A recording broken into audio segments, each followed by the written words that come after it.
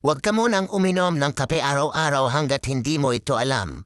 Ganito ang epekto ng kape sa katawan kapag iniinom mo ito daily.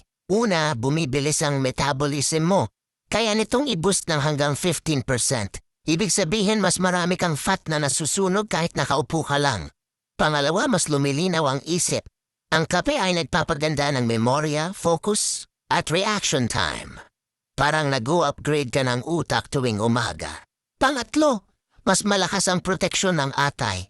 Ipinapakita ng pag-aaral na mas mababa ang tiyansa ng liver cancer sa mga regular coffee drinkers dahil sa malalakas nitong antioxidants. Pang-apat, natural itong painkiller. Nakakablock ito ng pain signals at nakakabawas ng sakit ng ulo. Minsan, mas mabilis pa kaysa gamot. At ito ang nakakagulat, nakakabata ang kape. Ayon sa isang pag-aaral, mas mabagal tumanda ang balat ng mga taong regular. Uminom ng kape dahil sa polyphenols na tumutulong sa skin elasticity at hydration. Kaya yung morning cup mo, pwedeng dahilan kung bakit fresh ka pa rin. Ikaw, iniinom mo ba ang kape mo ng puro o may gatas at asukal?